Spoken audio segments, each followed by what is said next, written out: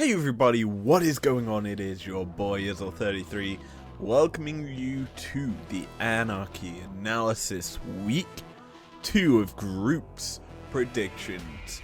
We've got two best of threes to cover this weekend, and we've also got the results from last weekend as well, which we'll get into right now.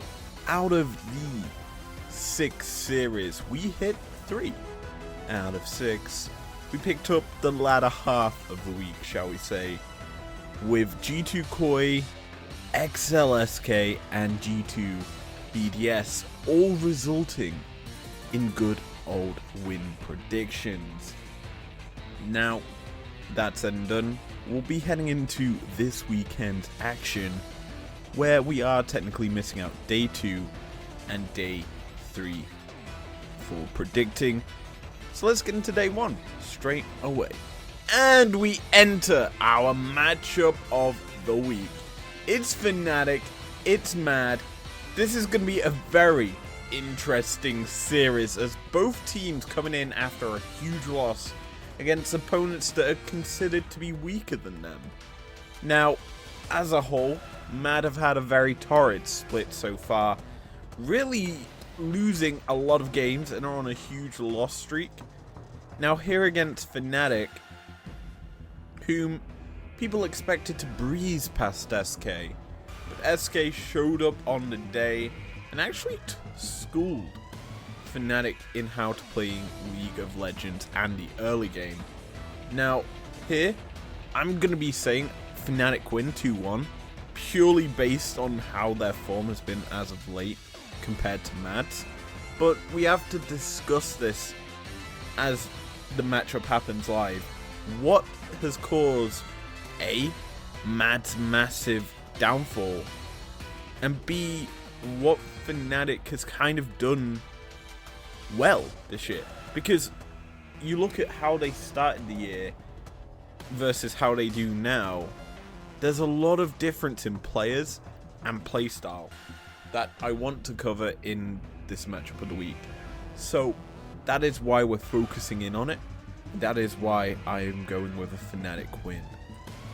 Our second matchup this weekend is Koi versus Heretics, the battle of the Spanish organizations. Both teams coming in after heavy losses to their opponents, where Koi drew their first game and then just got decimated by G2 in the second.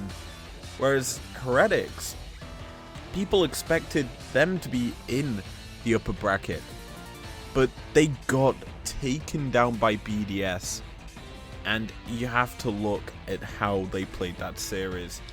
It felt very subdued in terms of how they normally play, as Evie kind of didn't have an impact he didn't impact too heavily, and while it did go 2-1 and was the longest series we saw that weekend, you kind of have to think, are BDS A going to be a good team going into like the second round against G2, whereas people thought it would be Heretics G2, which would be a very close matchup. But here, Heretics, I think they're going to struggle against Koi. If you look at the fact that BDS, how they played that series was very heavily through add-on and him getting leads.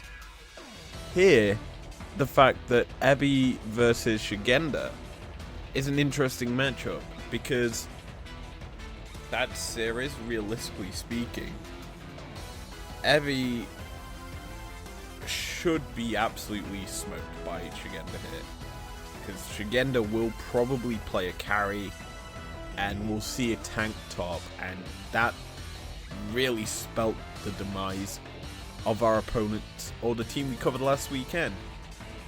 And you don't pick tank tops into carries, it doesn't work out, and that's what I think will happen. I don't think we've seen any like strong carry performance out of Evie this year. It's unfortunate to say, but the big thing is Shigenda probably will gap his opponent in this series if it weren't for the fact that there is a massive jungle gap. I think how Maorang has played this year, it's been very